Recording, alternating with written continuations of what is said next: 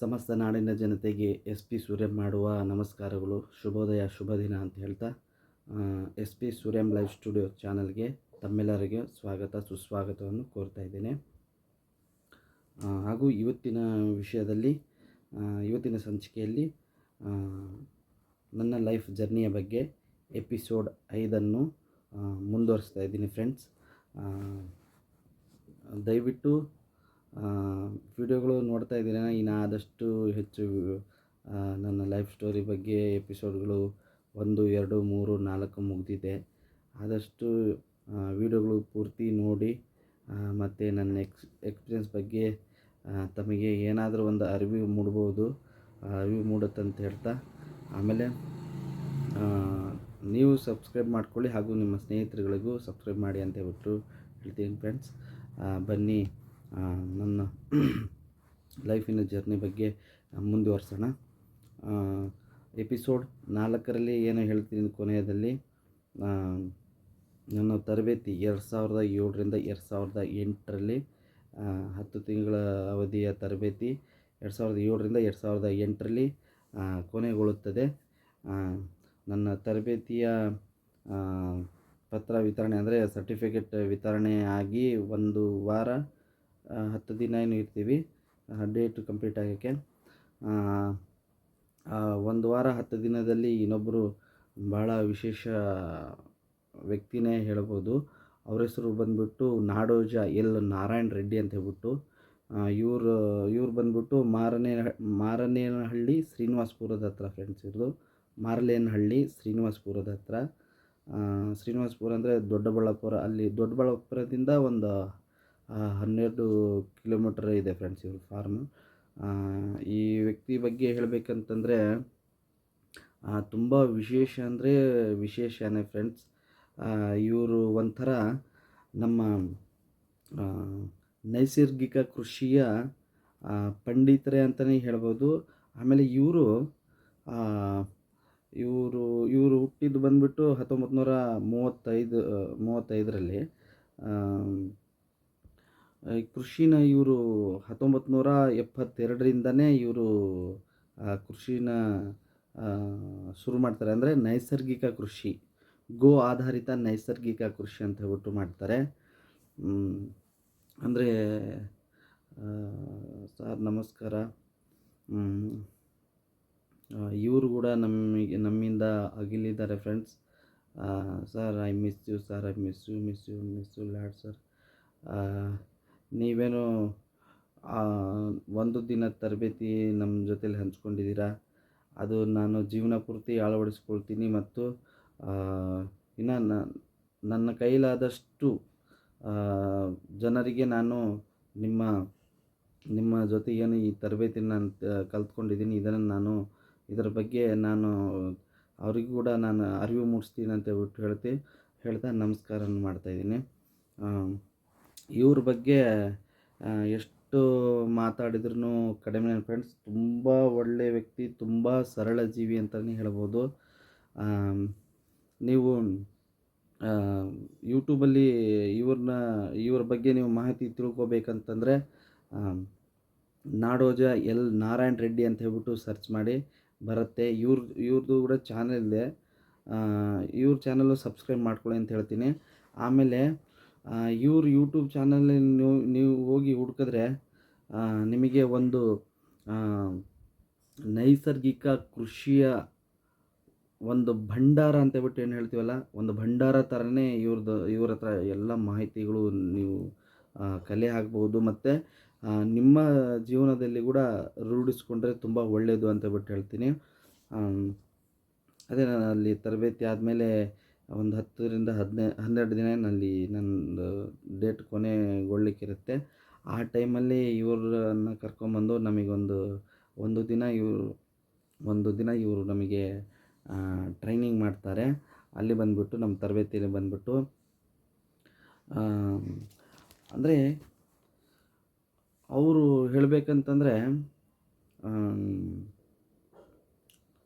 ಈ ಏನು ಕೃಷಿ ನೈಸರ್ಗಿಕ ಕೃಷಿ ಅಂತ ಹೇಳ್ದಲ್ಲ, ಅದರಲ್ಲಿ ಇವರು ಅರ್ತಿರೋದು ಏನಂತಂದರೆ ಪ್ರತಿಯೊಂದು ಏನು ನಾವು ಒಂದು ಬೀಜವನ್ನು ತಗೊಂಡು ಬೀಜ ಬಿತ್ತಿ ಅದು ಬೇರು ಬಂದು ಮೊಳಕೆ ಒಡೆದು ಚಿಕ್ಕ ಗಿಡ ಆಗಿ, ಗಿಡದಿಂದ ಮರ ಆಗಿ, ಮರದಲ್ಲಿ ಹೂ ಬಂದು, ಹೂವಿಂದ ಹಣ್ಣಾಗಿ, ಆ ಹಣ್ಣು ನಾವೇನು ತಿಂತೀವಲ್ಲ ಅಲ್ಲಿವರೆಗೂ ಪ್ರತಿಯೊಂದನ್ನು ಇವರು ಪ್ರಾಕ್ಟಿಕಲಾಗಿ ಅವರು ಪ್ರಯೋಗ ಮಾಡಿಬಿಟ್ಟು ಅದನ್ನು ಯಾವ್ಯಾವ ರೀತಿಯಲ್ಲಿ ಅಂದರೆ ನೈಸರ್ಗಿಕವಾಗಿಯೇ ಯಾವ್ಯಾವ ರೀತಿಯಲ್ಲಿ ಏನೆಲ್ಲ ಪೋಷಕಾಂಶಗಳು ಯಾವ ಎಲೆಯಲ್ಲಿ ಸಿಗುತ್ತೆ, ಏನೆಲ್ಲ ವಿಟಮಿನ್ಸ್ಗಳು ಯಾವ ಎಲೆಯಲ್ಲಿ ಸಿಗುತ್ತೆ, ಎನ್ ಪಿ ಕೆ ಅಂದರೆ ಯಾವ ಇದರಲ್ಲಿ ಸಿಗುತ್ತೆ ಅಂತ ಇದರಲ್ಲಿ ಹಲವಾರು ರೀತಿಯಲ್ಲಿ ಗಿಡಕ್ಕೆ ಬೇಕಾಗಿರತಕ್ಕಂಥ ಪೋಷಕಾಂಶಗಳನ್ನು ಅವರಾಗೆ ಸ್ವಂತವಾಗಿ ಪ್ರಯೋಗ ಮಾಡಿಬಿಟ್ಟು ಆಮೇಲೆ ಕೃಷಿಕರರು ನೈಸರ್ಗಿಕ ಕೃಷಿ ಮಾಡಬೇಕಂತಂದರೆ ಅದರ ಜೊತೆಗೆ ಗೋ ಆಧಾರಿತ ನೈಸರ್ಗಿಕ ಕೃಷಿ ಅಂದರೆ ನಮ್ಮ ಹತ್ರ ಒಂದು 2 ಹಸುಗಳು ನಮ್ಮ ಹತ್ರ ಒಂದು 2 ಹಸುಗಳಿದ್ದರೆ ನಾವು ನೈಸರ್ಗಿಕ ಕೃಷಿ ಮಾಡಬಹುದು ಅಂತ ಹೇಳ್ಬಿಟ್ಟು ಇವರು ತೋರಿಸ್ಕೊಟ್ಟಿದ್ದಾರೆ ಫ್ರೆಂಡ್ಸ್. ಅದು ಆ ವ್ಯಕ್ತಿ ಬಗ್ಗೆ ಎಷ್ಟು ಹೇಳಿದ್ರೂ ಕಡಿಮೆ. ಏನಂದರೆ ಅವ್ರು ಏನು ಮಾತಾಡ್ತಾರೆ ಅದನ್ನೇ ಮಾಡ್ತಾರೆ ಫ್ರೆಂಡ್ಸ್. ಯಾವುದೇ ಕಾರಣಕ್ಕೂ ಅವರು ಮಾತಾಡೋದ್ರಲ್ಲಿ ಯಾವುದೂ ಒಂದು ಚೂರು ಮಿಸ್ ಇರಲ್ಲ. ನಾವು ಅವರು ಫಸ್ಟ್ ನಮಗೆ ಅವ್ರ ಟ್ರೈನಿಂಗ್ ಇದೆ ಅಂತ ನಮಗೆ ಸಿಂಪಲ್ ಮನುಷ್ಯ ಅಂದರೆ ಸಿಂಪಲ್ ಮನುಷ್ಯ. ಆದರೆ ಅವರು ಹೇಳ್ಬೇಕಂದ್ರೆ ತುಂಬ ದೊಡ್ಡ ಶ್ರೀಮಂತರು ಅಂತ ಹೇಳ್ಬಿಟ್ಟು ಅವರು ಆಮೇಲೆ ನಮಗೆ ಹೇಳ್ತಾರೆ ಅವ್ರ ಬಗ್ಗೆ ಸ್ಟೋರಿ. ಇಷ್ಟೆಲ್ಲ ಅವ್ರ ಹತ್ರ ಅಷ್ಟೆಲ್ಲ ಶ್ರೀಮಂತವಾಗಿದ್ರೂ ನಾನು ಈ ನೈಸರ್ಗಿಕ ಕೃಷಿಯಲ್ಲಿ ದೊಡ್ಡ ಶ್ರೀಮಂತ ಅಂತ ಹೇಳ್ಬಿಟ್ಟು ಭಾಳ ಹೆಮ್ಮೆಯಿಂದ ಹೇಳ್ಕೊತಾರೆ ಫ್ರೆಂಡ್ಸ್. ಅದಾಗಿ ಅವರು ಕ್ಲಾಸು ಸ್ಟಾರ್ಟ್ ಮಾಡೋಗಿಂದ ಅವ್ರ ಹತ್ರ ಒಂದೊಂದು ಪಾಯಿಂಟ್ಗಳು ತಿಳ್ಕೊಂಡು ಮತ್ತು ಪ್ರಾಕ್ಟಿಕಲಾಗಿ ತೋರಿಸ್ತಾರೆ. ಆಮೇಲೆ ಅವ್ರ ಲೈಫ್ ಸ್ಟೈಲ್ ಕೂಡ ನಮ್ಮ ಹತ್ರ ಶೇರ್ ಮಾಡ್ಕೊಳ್ತಾರೆ ಫ್ರೆಂಡ್ಸ್. ಅಂದರೆ ಒಂದು ನೀರು ವೇಸ್ಟ್ ಮಾಡಬಾರ್ದು. ಆಮೇಲೆ ನಾವು ಊಟ ಮಾಡುವಾಗ ಅವರು ಕೂಡ ನಮ್ಮ ಜೊತೆಯಲ್ಲಿ ಯಾವತ್ತೊಂದು ದಿನ ಊಟ ಮಾಡುವಾಗ ಅವರು ಊಟ ಮಾಡುವಾಗ ಮಕ್ಕಳಿಗೆಲ್ಲ ಅದ್ರ ಬಗ್ಗೆ ಹೇಳ್ತಾರೆ. ಒಂದು ಅಗಳಿನ ಹಿಂದೆ ನೂರಾರು ಜನಗಳ ಶ್ರಮವಿರುತ್ತೆ. ಹಾಗಾಗಿ ಯಾವುದೇ ಕಾರಣಕ್ಕೂ ಊಟವನ್ನು ವೇಸ್ಟ್ ಮಾಡಬಾರ್ದು ಅನ್ನೋ ಮಾತನ್ನು ತಿಳಿಸ್ಕೊಡ್ತಾರೆ. ಆಮೇಲೆ ಅವರು ಅಷ್ಟು ದೊಡ್ಡ ವ್ಯಕ್ತಿ ಆಗಿದ್ರೂ ತುಂಬ ಸರಳ ಅಂದರೆ ತುಂಬ ಸರಳ ಜೀವಿ ಫ್ರೆಂಡ್ಸ್. ನೀವು ಹೋಗ್ಬಿಟ್ಟು ಒಂದು ಸತಿ ಯೂಟ್ಯೂಬ್ ಚಾನಲ್ ನೋಡಿ, ನಾಡೋಜ ಎಲ್ ನಾರಾಯಣ ರೆಡ್ಡಿ ಅಂತ ಹೇಳ್ಬಿಟ್ಟು ಹಾಕಿ ಹುಡುಕಿ ನಿಮಗೆ ಇದ್ರ ಬಗ್ಗೆ ಮಾಹಿತಿ ಸಿಗುತ್ತೆ. ಅಷ್ಟು ದೊಡ್ಡ ವ್ಯಕ್ತಿ ಆಗಿದ್ರೂ ಒಂದು ಅಂಗಿ ಆಮೇಲೆ ಪಂಚೆ ಮೇಲೇ ಓಡಾಡ್ತಾರೆ ಫ್ರೆಂಡ್ಸ್. ಆಮೇಲೆ ಯಾವುದೇ ಕಾರಣಕ್ಕೂ ಅವರು ಒಂದು ಗಾಡಿ ಬಳಸಲ್ಲ, ಆಮೇಲೆ ಕಾರುಗಳು ಬಳಸಲ್ಲ. ಯಾವುದೇ ಕಾರಣಕ್ಕೂ ಈ ವೆಹಿಕಲ್ ಯೂಸ್ ಮಾಡ್ಕೊಂಡು ಬರಲ್ಲ ಫ್ರೆಂಡ್ಸ್. ಸರಳ ಜೀವಿ ಅಂದರೆ ಅವ್ರು ಎಲ್ಲೇ ಹೋದ್ರೂ ಬಸ್ಸಲ್ಲೇ ಪ್ರಯಾಣ ಮಾಡ್ತಾರೆ. ಆಮೇಲೆ ಅವರು ಸ್ವಲ್ಪ ಅನುಭವಗಳು ಶೇರ್ ಮಾಡ್ತಾಯಿದ್ರು. ಅಲ್ಲಿ ಊರಿಗೆ ಹೋಗಿ ರೀಚ್ ಆಗ್ತೀನಿ ಅಂತಂದರೆ ಅವರು ಅಲ್ಲಿ ಬಸ್ ಸ್ಟಾಪಿಂದ ಅವರು ಫಾರ್ಮಿಗೆ ಹೋಗ್ಬೇಕಂತಂತಂದರೆ ಅವ್ರು ಬಂದಿರಂತಂದರೆ ಆ ತಾಯಿ ಅವ್ರ ಮಿಸ್ಸಸ್ಸಿಗೆ ಫೋನ್ ಮಾಡಬೇಕಂತಂದರೆ ಅವರು ಮಿಸ್ ಕಾಲ್ ಇದನ್ನು ಹೇಳ್ತಾಯಿದ್ರು. 1 ಮಿಸ್ ಕಾಲ್ ಮಾಡಿದ್ರೆ ನಾನು ಬ್ಯುಸಿ ಇದ್ದೀನಂತ, 2 ಮಿಸ್ ಕಾಲ್ ಮಾಡಿದ್ರೆ ನಾನು ಇಲ್ಲಿ ಊರ ಹತ್ರ ಬಂದಿದ್ದೀನಿ, ಬಂದು ಕರ್ಕೊಂಡು ಹೋಗಿ ಅಂತ ಹೇಳ್ಬಿಟ್ಟು ಹೇಳ್ತಾರೆ. ಆ ಥರ ಫೋನಲ್ಲಿ ನಾವೇನೋ ಫೋನ್ ಮಾಡಿ ನಾವು ಮಾತಾಡಬೇಕಂತಂದಿಲ್ಲ. ಮೊದಲೇ ನಾವು ಪ್ರಿಪೇರ್ ಆಗಬೇಕು. ಹೇಗೆಲ್ಲ ಈ ಮೊಬೈಲ್ ಯೂಸ್ ಮಾಡೋದ್ರೊಳಗಡೆ ಹೇಗೆ ಅದನ್ನು ನೀಟಾಗಿ ಯೂಸ್ ಮಾಡಬೇಕು, ಬಳಸ್ಕೋಬೇಕು ಅನ್ನೋ ಒಂದು ಮಾಹಿತಿ ಕೂಡ ನಮಗೆ ಅವ್ರು ಶೇರ್ ಮಾಡಿದ್ರು. ತುಂಬ ಖುಷಿಯಾಯಿತು. ಹಾಗಾಗಿ ಈ ತರಬೇತಿಯಲ್ಲಿ ಅವ್ರು ಮಾಡಿರೋ ಕ್ಲಾಸಲ್ಲಿ ಮಾತ್ರ ಬಹಳ ಅದ್ಭುತ ಅಂದರೆ ಅದ್ಭುತ ಫ್ರೆಂಡ್ಸ್. ದಯವಿಟ್ಟು ಈ ಚಾನಲ್ನ ನೀವು ಹುಡುಕಲೇಬೇಕು. ಇವತ್ತಿನ ಪರಿಸ್ಥಿತಿಯಲ್ಲಿ ನಾವೇನು ಬಳಸ್ತಾ ಇರತಕ್ಕಂಥ ಆಹಾರಗಳು ಹೇಗೆಲ್ಲ ಬದಲಾವಣೆ ಇದೆ, ಏನೆಲ್ಲ ಅಂದರೆ ಎಲ್ಲ ಕೆಡುತ್ತಾ ಇದೆ, ಅಂದರೆ ಏನೆಲ್ಲ ಸ್ಪಾಯ್ಲ್ ಆಗ್ತಿದೆ, ನಾವು ತಿನ್ನೋ ಆಹಾರಗಳು ಪ್ರತಿಯೊಂದು ಫ್ರೆಂಡ್ಸ್, ಪ್ರತಿಯೊಂದು ನೀವು ಕುಡಿಯೋ ಹಾಲಾಗಿರ್ಬೋದು, ಮಜ್ಜಿಗೆ, ಮೊಸರು, ತುಪ್ಪ, ಆಮೇಲೆ ಹಣ್ಣು, ತರಕಾರಿ, ದವಸ ಧಾನ್ಯಗಳು, ಎಲ್ಲದರ ಬಗ್ಗೆ ಫ್ರೆಂಡ್ಸ್ ಅವರು ಪ್ರತಿಯೊಂದು ಈಗ ಒಬ್ಬ ಮನುಷ್ಯನಾಗಿ ಅವರಿಗೆ ಏನೇನೆಲ್ಲ ಅವಶ್ಯಕತೆ ಇರುತ್ತೆ ಜೀವನ ಮಾಡಲಿಕ್ಕೆ, ಅದ್ರ ಬಗ್ಗೆ ಅವರು ನಮ್ಮ ಆಹಾರದ ಬಗ್ಗೆ ಪ್ರತಿಯೊಂದು ಅರಿತು ಬಿಟ್ಟು ಅವರು ನೈಸರ್ಗಿಕ ಕೃಷಿ ಅಂತಲೇ ಮಾಡಿದ್ದಾರೆ ಫ್ರೆಂಡ್ಸ್. ಹಾಗಾಗಿ ಆ, ಆ, ಉದಾಹರಣೆಗೆ ಒಂದು ತರಕಾರಿಗಳು ತಗೋಬೇಕಂತಂದ್ರೂ ಯಾವ್ಯಾವ ತರಕಾರಿಗಳು ಅಂದರೆ ನಮ್ಮ ಹಳೆ ಕಾಲದ ಪದ್ಧತಿಯಲ್ಲಿ ಯಾವ್ಯಾವ ಥರದ ಬೀಜಗಳನ್ನು ಬಿತ್ತನೆ ಮಾಡ್ತಿದ್ರು, ನಾಟಿ ಬೀಜ ಅಂದರೆ ಏನು, ಆ ನಾಟಿಯಿಂದ ಹೈಬ್ರಿಡ್ ಯಾವ ಥರ ಮಾಡಿದರು, ನಾಟಿ ಬಳಸೋದ್ರಿಂದ ಏನು ಉಪಯೋಗ ಇರುತ್ತೆ, ಹೈಬ್ರಿಡ್ ಬಳಸೋದ್ರಿಂದ ಏನು ಉಪಯೋಗ ಇರುತ್ತೆ ಅನ್ನೋದ್ರ ಬಗ್ಗೆ ಭಾಳಷ್ಟು ವಿವರಣೆ ಮಾಡಿದ್ದಾರೆ ಫ್ರೆಂಡ್ಸ್. ಹಾಗಾಗಿ ಆದಷ್ಟು ಇವತ್ತಿನ ದಿನಗಳಲ್ಲಿ ನಾವು ನೈಸರ್ಗಿಕ ಕೃಷಿ ಮಾಡೋದ್ರಿಂದ ಇವತ್ತಿನ ದಿನದಲ್ಲಿ ಈಗಿನ ಜನ್ರೇಷನ್ನಲ್ಲಿ ನೈಸರ್ಗಿಕ ಕೃಷಿ ಮಾಡೋದ್ರಿಂದ ನಮಗೆ ಬಹಳ ಅಂದರೆ ಬಹಳ ಉಪಯೋಗಕಾರಿ ಇರುತ್ತೆ ಫ್ರೆಂಡ್ಸ್. ಇವತ್ತಿನ ದಿನ ಎಲ್ಲವೂ ಫಾಸ್ಟ್ ಅಂತ ಹೇಳ್ಬಿಟ್ಟು ಎಲ್ಲವೂ ಯಾವುದು ಸಿಗುತ್ತೆ ಬೀಜಗಳು, ಅದ್ರ ಬಗ್ಗೆ ಯಾವ ಬೀಜಗಳು ಹೇಗೆ ಅದನ್ನೇನು ಟ್ರೀಟ್ಮೆಂಟ್ ಮಾಡಿದಾರಾ, ಅಥವಾ ಅದರಿಂದ ನಮಗೆ ಏನಾದರೂ ಸೈಡ್ ಎಫೆಕ್ಟ್ಸ್ ಇದೆಯಾ, ಅದರ ಬಗ್ಗೆ ಯಾರು ತಲೆ ಕೆಡಿಸ್ಕೊಳ್ತಾ ಇಲ್ಲ ಫ್ರೆಂಡ್ಸ್. ಎಲ್ಲರೂ ಏನು ಬೇಕಂದರೆ ಫಾಸ್ಟ್ ಬೇಕು ಅಂತ ಹೇಳ್ಬಿಟ್ಟು ಹೇಳ್ತಾರೆ. ಬೇಗ ಬೆಳಿಬೇಕು, ಬೇಗ ಮಾರ್ಕೆಟ್ ಮಾಡಬೇಕು ಅಂದರೆ ಏನಾಗ್ಬಿಟ್ಟಿದೆ, ಒಂಥರ ಬಿಸ್ನೆಸ್ ಮೈಂಡ್ ಥರ ಆಗಿಬಿಟ್ಟಿದೆ. ಹಾಗಾಗಿ ನಮ್ಮ ಆರೋಗ್ಯ ಚೆನ್ನಾಗಿರುತ್ತೆ, ಇದನ್ನು ಮನುಷ್ಯರು ಊಟ ಮಾಡ್ತಿರೋದು ಮನುಷ್ಯರ ಆರೋಗ್ಯ ಹಾಳಾಗುತ್ತೆ ಅನ್ನೋದರ ಬಗ್ಗೆ ಯಾರೂ ತಿಳುವಳಿಕೆ ಮಾಡ್ಕೊಳ್ತಾ ಇಲ್ಲ. ಹಾಗಾಗಿ ದಯವಿಟ್ಟು ನಿಮ್ಮೆಲ್ಲರೂ ನಾನು ಕಳ್ಕೊಳ್ಳಿ ಅಂತ ಕೇಳ್ಕೊಳ್ತೀನಿ. ಆದಷ್ಟು ನೈಸರ್ಗಿಕ ಕೃಷಿಗಳನ್ನು ಶುರು ಮಾಡಿ, ದಯವಿಟ್ಟು ಇವತ್ತಿಂದನೇ ಶುರು ಮಾಡಿ. ಯಾಕೆಂತಂದರೆ ಈಗಿನ ಜನ್ರೇಷನ್ನಲ್ಲಿ ಮತ್ತು ಈಗ ನಾವು ತಗೊಳ್ತಿರೋ ಆಹಾರಗಳಲ್ಲಿ ನೀವು ನೋಡ್ಬೋದು, ಎಷ್ಟು ಬೇಗ ಮನುಷ್ಯಗೆ ಆರೋಗ್ಯ ಕೆಡ್ತಾ ಇದೆ. ಅದಕ್ಕೆ ಕಾರಣ ನಾವು ತಗೊಳ್ತಕ್ಕಂಥ ಆಹಾರಗಳು, ಆಮೇಲೆ ನಮ್ಮ ಜೀವನದ ಶೈಲಿ ಅಂದರೆ ಲೈಫ್ ಸ್ಟೈಲ್, ಹೇಗೆಲ್ಲ ಊಟ ನಾವು ಮಾಡ್ತಾಯಿದ್ದೀವಿ ಅಂದರೆ ಆವಾಗಿನ ಕಾಲದಲ್ಲಿ ಒಂದು ರಾಗಿ ಆಗಿರ್ಬೋದು, ನವಣೆ ಆಗಿರ್ಬೋದು, ಆಮೇಲೆ ಅಕ್ಕಿ ಆಗಿರ್ಬೋದು, ಸಜ್ಜೆ ಆಗಿರ್ಬೋದು, ಹಲವಾರು ದವಸ ಧಾನ್ಯಗಳನ್ನು ಬಹಳಷ್ಟು ಒಳ್ಳೆಯ ರೀತಿಯಲ್ಲಿ ಶೇಖರಣೆ ಮಾಡ್ತಾಯಿದ್ರು. ಆದರೆ ಇವತ್ತಿನ ದಿನದಲ್ಲಿ ಹಂಗೆ ಆಗ್ತಾಯಿಲ್ಲ. ಹಾಗಾಗಿ ನಮ್ಮ ಹಳ್ಳಿ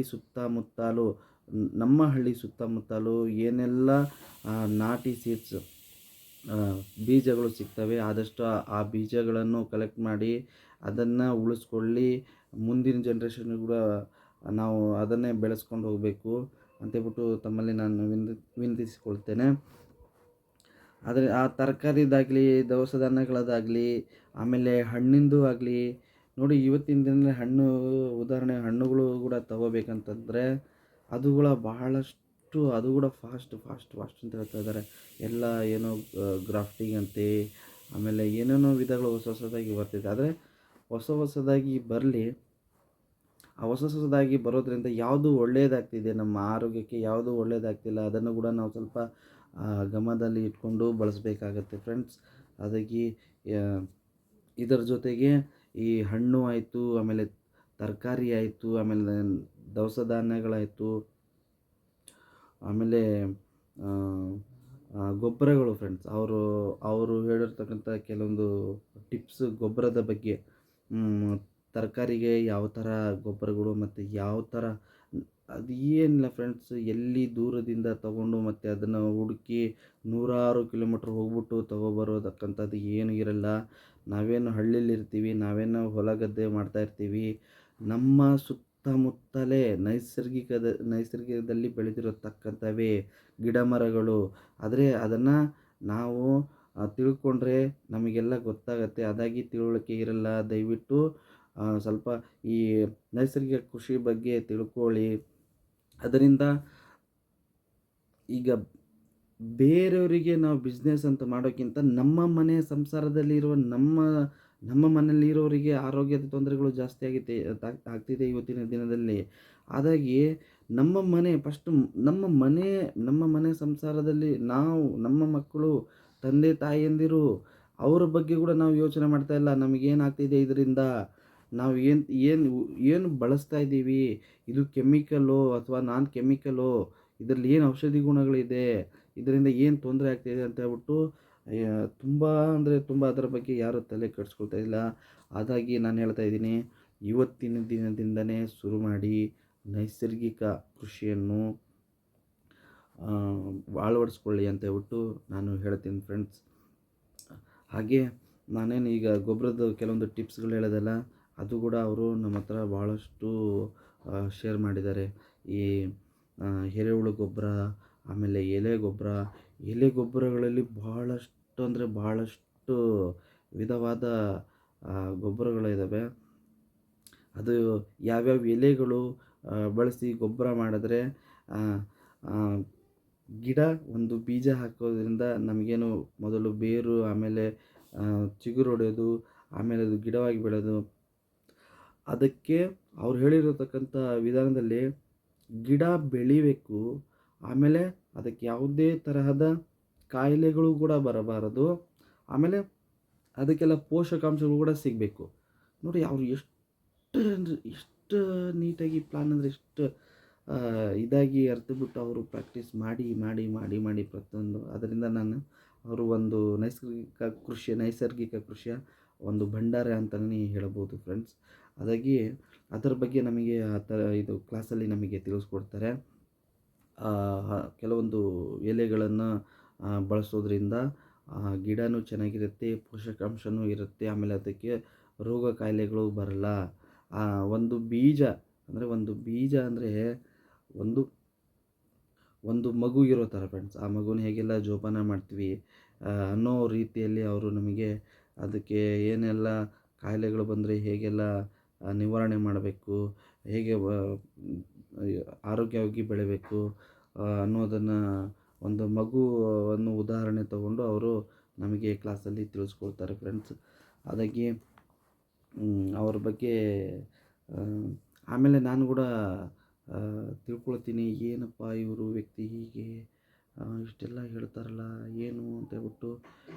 ಅದು ಕ್ಲಾಸೆಲ್ಲ ಆದಮೇಲೆ ನಾನು ಸ್ವಲ್ಪ ಅವ್ರ ಬಗ್ಗೆ ಗಮನ ಹರಿಸ್ತೀನಿ. ಆಮೇಲೆ ಅಲ್ಲಿ ಇರತಕ್ಕಂಥ ನಮ್ಮ ಟೀಚರ್ಗಳು ಅವರು ನನಗೆ ಹೇಳ್ತಾರೆ, ನೋಡಿ ಇವರು ಈ ಥರ ಎಲ್ಲ ನೈಸರ್ಗಿಕ ಕೃಷಿ ಬಗ್ಗೆ ಬಹಳ ಕಾಳಜಿ ಮಾಡಿಬಿಟ್ಟು ಜನಗಳಿಗೆ ಅದರ ಬಗ್ಗೆ ಮೋಟಿವೇಟ್ ಮಾಡ್ತಾರೆ. ಹಾಗಾಗಿ ನೀವು ಕೂಡ ನಿಮ್ಮ ಲೈಫಲ್ಲಿ ರೂಢಿಸ್ಕೊಳ್ಳಿ, ಇದರಿಂದ ಭಾಳ ಉಪಯೋಗ ಆಗ್ತಾ ಇದೆ ಅಂತೇಳ್ಬಿಟ್ಟು ನಮ್ಮ ಸಾರ್ ಅವರು ಹೇಳುತ್ತಾರೆ. ಅವಾಗ ನಾನು ಅವ್ರ ಬಗ್ಗೆ ಸ್ವಲ್ಪ ಇಂಟ್ರೆಸ್ಟ್ ತಗೊಂಡು ಏನೋ ಇದೆಯಲ್ಲ ಅಂತೇಳ್ಬಿಟ್ಟು ಎಲ್ಲಿ ನೋಡುವಾಗ ನಾನಂತೂ ಫ್ರೆಂಡ್ಸ್ ನಿಜವಾಗ್ಲೂ ವಂಡರ್ ಅಂದರೆ ವಂಡರ್ ಆಗಿಬಿಡ್ತೀನಿ. ಅಬ್ಬಬ್ಬಾ ಏನಪ್ಪ ಇದು ಈ ಥರ ಇದೆ ಅಂತ ಹೇಳ್ಬಿಟ್ಟು. ಹಾಗಾಗಿ ಫ್ರೆಂಡ್ಸ್ ದಯವಿಟ್ಟು ನಾನು ಪದೇ ಪದೇ ಹೇಳೋದು ಒಂದೇ, ನಿಮ್ಮ ಕೈಯಲ್ಲಿ ಎಷ್ಟಾಗತ್ತೆ ಅಷ್ಟು ನೈಸರ್ಗಿಕವಾಗಿ ಕೃಷಿ ಮಾಡೋದನ್ನು ಮುಂದುವರಿಸಿ ಅಂತೇಳ್ಬಿಟ್ಟು ಹೇಳ್ತಾ, ಆಮೇಲೆ ಬನ್ನಿ ನನ್ನ ಜರ್ನಿಯಲ್ಲಿ ಮುಂದುವರಿಸೋಣ. ಇದೊಂದು ಕ್ಲಾಸ್ ನನಗೆ ನಾನು ಹೆಮ್ಮೆಯಿಂದ ಹೇಳ್ಕೊಳ್ತೀನಿ, ನನಗೆ ತುಂಬ ಖುಷಿ ಅಂದರೆ ಖುಷಿ ತಂದಿದೆ ಅಂತ ಹೇಳ್ಬಿಟ್ಟು. ಇದನ್ನು ನಾವು ಜೀವನದಲ್ಲಿ ರೂಢಿಸ್ಕೊಂಡ್ರೆ ನಮಗೆ ತುಂಬ ಒಳ್ಳೆಯದು ಅಂತ ಹೇಳ್ತಾ, ಆಮೇಲೆ ಇದರಲ್ಲೇ ಏನೋ ಈಗ ಹಳ್ಳಿಯಲ್ಲಿರೋ ಈಗ ಹೊಲ ಗದ್ದೆಯಲ್ಲೂ ಏನು ಮಾಡ್ತಾರೆ, ನೈಸರ್ಗಿಕ ಕೃಷಿಯನ್ನು ಮುಂದುವರಿಸಬೇಕು. ಹಾಗೇ ಈಗ ಸಿಟಿಲಿ ಇರೋರು ಕೂಡ ಏನು ಜಾಸ್ತಿ ನಮಗೆ ಪೂರ್ತಿ ಜಾಗನೇ ಬೇಕು, ಹೊಲನೇ ಬೇಕು ಅಂತಲ್ಲ ಫ್ರೆಂಡ್ಸ್. ಒಂದು 5ರಿಂದ 5 ಅಡಿ 10ರಿಂದ 10 ಅಡಿ ಏನು ಬೆಳ್ಕೊಳ್ಳೋಕ್ಕೆ ನಿಮ್ಮ ಕೈಲಿ ಏನಾಗುತ್ತೆ, ಮನೆಗೆ ತರಕಾರಿನೂ ಆಗಿರ್ಬೋದು, ಇನ್ನು ಹಣ್ಣು ಹಂಪಲುಗಳು ಆಗಿರ್ಬೋದು, ಆದಷ್ಟು ನೀಟಾಗಿ ಐಡಿಯಾ ಮಾಡಿಕೊಂಡು ಕೂಡ ಮಾಡ್ಬೋದು. ಅದಕ್ಕೆ ಮೇನ್ ಬೇಕಾಗಿರೋದು ಆಸಕ್ತಿ. ದಯವಿಟ್ಟು ಆಸಕ್ತಿ ಮಾಡಬೇಕಂತ ಹೇಳ್ಬಿಟ್ಟು ಹೇಳ್ತೀನಿ. ಹಾಗೆ ಮುಂದೆ ವರ್ಷ ಬನ್ನಿ. ಈ ತರಬೇತಿ ಆದಮೇಲೆ ನನಗೆ ಅಲ್ಲಿ ನನ್ನ ಅವಧಿ ಪೂರ್ತಿ ಕಂಪ್ಲೀಟ್ ಆಗುತ್ತೆ. ಅವಧಿ ಕಂಪ್ಲೀಟ್ ಆದ ನಂತರ ನಾನೇನು ತರಬೇತಿನೂ ಅಲ್ಲಿ ಪಡ್ಕೊಳ್ತೀನಿ. ತರಬೇತಿ ಆದಮೇಲೆ ನನಗೆ ನಾನೇನು ಟ್ರೈನಿ ಆಗಿ ಬಂದಿರ್ತೀನಿ. ಟ್ರೈನಿ ಆಗಿ ನನ್ನ ತರಬೇತಿಯನ್ನು ಮುಗಿಸಿದ ನಂತರ ಅವರು ನನಗೆ ಟ್ರೈನರ್ ಆಗಿ ಮಾಡ್ತಾರೆ. ಹಾರ್ಟಿಕಲ್ಚರ್ ಟ್ರೈನರ್ ಆಗಿ ನಾನು ಟ್ರೈನಿಯಿಂದ ಟ್ರೈನರ್ ಆಗ್ತೀನಿ. ಅಂದರೆ ನಾನು ತೋಟಗಾರಿಕೆ ತರಬೇತಿಯ ಟೀಚರ್ ಅಂತ ಹೇಳ್ಬಿಟ್ಟು ನನಗೆ ನನ್ನ ತರಬೇತಿ ಮುಗಿದ ನಂತರ ಟ್ರೈನರ್ ಅಂತ ಹೇಳ್ಬಿಟ್ಟು ನನಗೆ ಇನ್ನೊಂದು ಸಂಸ್ಥೆಗೆ ನನಗೆ ಈಗ ನನ್ನ ತರಬೇತಿ ಮುಗೀತು. ಈಗ ನನಗೆ ಉದ್ಯೋಗ ಅವಕಾಶವನ್ನು ಅವರು ನನಗೆ ಕಲ್ಪಿಸ್ಕೊಡ್ತಾರೆ. ಅದು ಬಂದ್ಬಿಟ್ಟು ಅವರಿಗೆ ಭಾಳ ಹತ್ತಿರವಾದಂಥ ಸಂಸ್ಥೆ. ಆ ಸಂಸ್ಥೆಗೆ ನನಗೆ ಕಳಿಸ್ಕೊಡ್ತಾರೆ. ಆ ಸಂಸ್ಥೆ ಬಂದ್ಬಿಟ್ಟು ಕೊಪ್ಪಳ ಜಿಲ್ಲೆ ಗಂಗಾವತಿ ತಾಲೂಕಲ್ಲಿ ಕನಕಗಿರಿ ಅಂತ ಹೇಳ್ಬಿಟ್ಟು ಅಲ್ಲಿ ಇರುತ್ತೆ ಫ್ರೆಂಡ್ಸ್ ಆ ಸಂಸ್ಥೆ. ಅಲ್ಲಿ ಕೂಡ ನಾನು ಸಂಸ್ಥೆಗೆ ಹೋಗ್ಬಿಟ್ಟು ಸಂಸ್ಥೆಗೆ ಹೋಗಿ ಮತ್ತು ನಾನಲ್ಲಿ ವಿಸಿಟ್ ಮಾಡ್ತೀನಿ. ವಿಸಿಟ್ ಮಾಡಿ ನನಗಲ್ಲಿ ಇಂಟ್ರ್ಯೂ ಮಾಡ್ತಾರೆ. ನಾನೇನೆಲ್ಲ ತರಬೇತಿಯಲ್ಲಿ ಕಲ್ತಿರ್ತೀನಿ ಅದರ ಬಗ್ಗೆ ಭಾಳಷ್ಟು ಡೀಪಾಗಿ ಇಂಟ್ರ್ಯೂ ಮಾಡ್ತಾರೆ. ಏನೆಲ್ಲ ನಿಮಗೆ ತೋಟಗಾರಿಕೆ ತರಬೇತಿಯಲ್ಲಿ ಮಾಹಿತಿ ಇದೆ ಅಂತ ಹೇಳ್ಬಿಟ್ಟು ಹೇಳಿ ಎಲ್ಲ ಅವರು ನಮ್ಗೆ ಕೇಳೋಗೆ ನಾನು ಕಲ್ತಿರತಕ್ಕಂಥ ತೋಟಗಾರಿಕೆ ತರಬೇತಿ ಬಗ್ಗೆ ಪ್ರತಿಯೊಂದು ವಿಷಯದಲ್ಲಿ ನಾನು ಏನೆಲ್ಲ ಕಲ್ತಿರ್ತೀನಿ ಅದರ ಬಗ್ಗೆ ಎಲ್ಲ ಅವರಿಗೆ ಮಾಹಿತಿ ಹೇಳ್ತೀನಿ. ಆಮೇಲೆ ಅವರು ನನಗೆ ಅಂದರೆ ನನಗೆ ತರಬೇತಿ ಬಗ್ಗೆ ಎಲ್ಲ ಮಾಹಿತಿ ಗೊತ್ತಿರುತ್ತೆ. ಮತ್ತು ನನಗೆ ಹೊಸ ಜಾಗ ಅದಾಗಿ ಹೊಸ ಜಾಗ ಮತ್ತು ಹೊಸ ಜನಗಳು ಪರಿಚಯ ಆಗ್ತಾರೆ. ತರಬೇತಿ ಮುಗಿದ ನಂತರ ನನಗೆ ಅಲ್ಲಿ ನಾನು ಇಂಟ್ರ್ಯೂ ಆದಮೇಲೆ ನನಗೆ ಸ್ಟಾರ್ಟಿಂಗಲ್ಲೇ ಅಲ್ಲಿ ಪ್ಲೇಸ್ ತೋರಿಸ್ತಾರೆ. 2 ಎಕರೆ ಇರುತ್ತೆ. ಆ 2 ಎಕರೆ ಜಾಗವನ್ನು ತೋರಿಸಿ ನನಗೊಂದು ಟಾಸ್ಕ್ ಕೊಡ್ತಾರೆ. ನೋಡಿ ಈ ಥರ 2 ಎಕರೆ ನಿಮಗೆ ಕೊಡ್ತಾಯಿದ್ದೀವಿ. ಇದರಲ್ಲಿ ನೀವೇನೆಲ್ಲ ಮಾಡ್ತೀರಾ, ತೋಟಗಾರಿಕೆ ತರಬೇತಿ ಬಗ್ಗೆ ನೀವೇನೆಲ್ಲ ಮಾಡ್ತೀರಾ ಇದನ್ನು ನೀವು ಇಲ್ಲಿ ಸ್ಟಾರ್ಟ್ ಮಾಡಬೇಕು. ಆಮೇಲೆ ನಾನೇನಿಲ್ಲಿ ಬೆಂಗಳೂರಿಗೆ ಬಂದುಬಿಟ್ಟು ತೋಟಗಾರಿಕೆ ತರಬೇತಿನ ಪೂರ್ತಿ ಅವಧಿ ಮಾಡಿ ಅಲ್ಲಿ ಹೋಗಿರ್ತೀನಿ. ಏನು NS ಹೇಮಮ್ಮ ಅಂತ ಬಿಟ್ಟು ಹೇಳಿದೆ, ಅವರಿಗೆ ಭಾಳ ಆತ್ಮೀಯದವರವರು. ಅವರು ಕೂಡ ಒಂದಲ್ಲಿ ಸಂಸ್ಥೆ ಮಾಡಿರ್ತಾರೆ. ಅವ್ರ ಹೆಸರು ಬಂದ್ಬಿಟ್ಟು NS ನಾರಾಯಣ ಸ್ವಾಮಿ ಅಂತ ಹೇಳ್ಬಿಟ್ಟು ಹೇಳಿ ಅವ್ರ ಸಂಸ್ಥೆಗೆ ನನಗೆ ಕಳಿಸ್ಕೊಡ್ತಾರೆ. ಅವ್ರ ಸಂಸ್ಥೆಯಲ್ಲಿ ನಾನು ಅಲ್ಲಿ ಕೂಡ ಹೇಗೆ ಇಲ್ಲಿ ತರಬೇತಿ ಮಾಡುವಾಗ ಇಲ್ಲಿ ಅಂಗವಿಕಲರ ಮಕ್ಕಳನ್ನು ನಮ್ಮನ್ನು ಕರೆಸಿ ಹೇಗೆ ತರಬೇತಿ ಮಾಡ್ತಾರೆ ಅದೇ ಥರ ನಾನು ಕೂಡ ಹೊಸದಾಗಿ ಅಲ್ಲಿ ಸ್ಟಾರ್ಟ್ ಮಾಡಬೇಕು ಅಂತ ಹೇಳ್ಬಿಟ್ಟು ನನಗೆ ಒಂದು ಇದನ್ನು ಕೊಡ್ತಾರೆ ಫ್ರೆಂಡ್ಸ್, ಟಾಸ್ಕನ್ನು ಕೊಡ್ತಾರೆ. ಆವಾಗ ನಾನು ಅಲ್ಲಿ ಹೋಗ್ಬಿಟ್ಟು ಮೊದಲು ಜಾಗ ಎಲ್ಲ ನೋಡ್ಕೊಳ್ತೀನಿ. ಜಾಗ ಎಲ್ಲ ಆದಮೇಲೆ ನಾನೇನು ಈಗ ಇಲ್ಲಿ ತರಬೇತಿ ಪಟ್ಟಿರ್ತೀನಿ ಅವ್ರ ಕಡೆಯಿಂದ ನಾನು ಸಪೋರ್ಟ್ ತೊಗೊಂಡು ಅಂದರೆ ಅಲ್ಲಿ ಜಾಗ ಏನು 2 ಎಕರೆ ಅಂತ ಏನು ನಾನು ನಿಮಗೇನು ಹೇಳ್ತೀನಿ. ಅಲ್ಲಿ ಒಂದು 4 ಹುಣಸೆ ಮರ ಇರುತ್ತೆ. ಆಮೇಲೆ 2 ಏನು ಸಪೋಟ ಮರ ಇರುತ್ತೆ.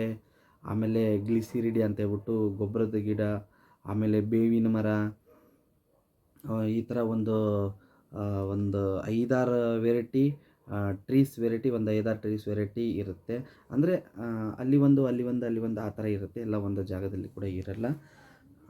ಅದಿಷ್ಟು ಅದು ನನಗೆ ಕೊಟ್ಟಿರೋ 2 ಎಕರೆ ಜಾಗದಲ್ಲಿ ಅವನ್ನು ನೋಡ್ಕೊಳ್ತೀರ ಅಲ್ಲೆಲ್ಲೇ ಇರುತ್ತೆ. ಆಮೇಲೆ ಒಂದು ಏನಿಲ್ಲ ಅಂದರೆ ಒಂದು 2 ಎಕರೆಯಲ್ಲಿ ಒಂದು 1/4 ಎಕರೆ ಆಫೀಸ್ಗಳು ಕಟ್ಟಿರ್ತಾರೆ. ಅವ್ರದ್ದು ಒಂದು ಸಂಸ್ಥೆ ಅಲ್ವಾ, ಒಂದು 1/4 ಎಕರೆಯಲ್ಲಿ ಅವ್ರ ಆಫೀಸ್ಗಳು ಕಟ್ಟಿರ್ತಾರೆ. ಮಿಕ್ಕಿದ್ದೆಲ್ಲ ನಮಗೆ ತೋಟಗಾರಿಕೆ ತರಬೇತಿಗೆ ಜಾಗನೂ ಕೊಡ್ತಾರೆ. ಆಗ ನಾನಲ್ಲಿ ಹೋಗ್ಬಿಟ್ಟು ಮೊದಲು ಜಾಗವನ್ನೆಲ್ಲ ಪರಿಶೀಲನೆ ಮಾಡ್ತೀನಿ. ಪರಿಶೀಲನೆ ಮಾಡಿದ ಮೇಲೆ ಮೊದಲನೇದಾಗಿ ಲ್ಯಾಂಡ್ ಪ್ರಿಪ್ರೇಷನ್ ಮಾಡ್ತೀನಿ. ಮೊದಲನೇದಾಗಿ ನನಗೆ ಅಲ್ಲಿ ಲ್ಯಾಂಡ್ ಪ್ರಿಪ್ರೇಷನ್ ಮಾಡಬೇಕಂದ್ರೆ ಇನ್ನು ಅಲ್ಲಿ ಯಾರು ತರಬೇತಿದಾರರು ಬಂದಿರಲ್ಲ, ಝೀರೋ ತರಬೇತಿದಾರರು ಇರ್ತಾರೆ. ಝೀರೋ ತರಬೇತಿದಾರರಿಂದ ನಾನು ಹೋಗಿ 1 ವಾರ ಅಲ್ಲೆಲ್ಲ ಅಬ್ಸರ್ವ್ ಮಾಡಿದ್ಮೇಲೆ ಒಬ್ಬರು ಬರ್ತಾರೆ. ಅವರನ್ನು ನನ್ನ ಜೊತೆಲಿ ಜಾಯಿನ್ ಮಾಡಿಕೊಂಡು ಫಸ್ಟು ಲ್ಯಾಂಡ್ ಪ್ರಿಪ್ರೇಷನ್ ಹೇಗೆಲ್ಲ ಎಲ್ಲೆಲ್ಲ ಕ್ಲೀನ್ ಮಾಡಬೇಕು, ನಾನೇ ಸ್ವತಃ ಅಲ್ಲಿ ಸ್ವಚ್ಛತೆಯನ್ನು ಶುರು ಮಾಡ್ತೀನಿ. ಚಿಕ್ಕ ಪುಟ್ಟ ಕಲ್ಲುಗಳಾಗಿರ್ಬೋದು, ಆಮೇಲೆ ಗುಂಡಿ ತೋಡೋದಾಗಿರ್ಬೋದು, ಆ ಥರದ್ದೆಲ್ಲ ಮಾಡ್ತೀನಿ. ಆಮೇಲೆ ನನ್ನ ಜೊತೆಗೆ ಒಬ್ಬ ತರಬೇತಿ ಸ್ಟಾರ್ಟ್ ಆಗ್ತಾರೆ. ಅವ್ರ ಜೊತೆ ನಾನು ಪರಿಚಯ ಮಾಡಿಕೊಂಡು ಅವ್ರಿಗೆ ಇಂಟ್ರೊಡ್ಯೂಸ್ ಮಾಡಿಕೊಂಡು ನಾವು ಕೆಲಸ ಸ್ಟಾರ್ಟ್ ಮಾಡ್ತೀವಿ. ಆಮೇಲೆ ಕೆಲಸ ಸ್ಟಾರ್ಟ್ ಮಾಡ್ತೀನಿ. ಹಾಗೆ ಹಾಗೆ ಬರ್ತಾ ಬರ್ತಾ ವಾರಕ್ಕೊಬ್ಬರು ಇಬ್ಬರು ಅಂತ ಹೇಳ್ಬಿಟ್ಟು ಅಲ್ಲಿ 10 ಜನ ತರಬೇತಿದಾರರನ್ನು ನಾನು ಕಲೆಕ್ಟ್ ಮಾಡ್ಕೊಳ್ತೀನಿ. ಇದು ಒಂದು 2-3 ತಿಂಗಳಾಗುತ್ತೆ ಫ್ರೆಂಡ್ಸ್. 2-3 ತಿಂಗಳಾಗುತ್ತೆ. 2-3 ತಿಂಗಳ ಆದ ಇದರಲ್ಲಿ 10 ಜನ ಸೆಟ್ ಆಗ್ತಾರೆ. 10 ಜನ ಸೆಟ್ ಆದಮೇಲೆ ಅವರಿಗೆ ರೂಮ್ ವ್ಯವಸ್ಥೆಗಳು, ಆಮೇಲೆ ಊಟದ ವ್ಯವಸ್ಥೆಗಳು ಎಲ್ಲವನ್ನು ಮಾಡ್ತೀವಿ. ಅಂದರೆ ನಾನು ಇಲ್ಲೇನು ತೋಟಗಾರಿಕೆ ತರಬೇತಿಯಲ್ಲಿ ಪಡೆದಿರ್ತೀನಿ, ಅದೇ ಥರ ಅಲ್ಲಿ ಕೂಡ ನಾನು ಅವರಿಗೆ ಊಟದ ರೂಮ್ಗಳು ಯಾವ ಥರ ಇರಬೇಕು, ಅವರಿಗೆ ಉಳ್ಕೊಳ್ಳಿಕ್ಕೆ ಯಾವ ಥರ ವ್ಯವಸ್ಥೆ ಮಾಡಬೇಕು ಎಲ್ಲವನ್ನು ಪ್ಲ್ಯಾನ್ ಮಾಡಿಬಿಟ್ಟು ಅವ್ರಿಗೆ ನಾನು ಅಲ್ಲಿ ಒದಗಿಸ್ಕೊಡ್ತೀನಿ. ಅದಾದಮೇಲೆ ನಾವು ಕೆಲಸಗಳು ಈಗ ಏರಿಯಾ ಎಲ್ಲ ನೀಟಾಗತ್ತೆ. ಆದಮೇಲೆ ಫಸ್ಟಿಗೆ ಬಂದ್ಬಿಟ್ಟು ಒಂದು ಪ್ರೊಡಕ್ಷನ್ ಸೆಕ್ಷನ್ ಅಂತ ಮಾಡ್ಕೊಳ್ತೀವಿ. ಪಾಲಿ ಹೌಸನ್ನು ರೆಡಿ ಮಾಡಿಸ್ತೀವಿ.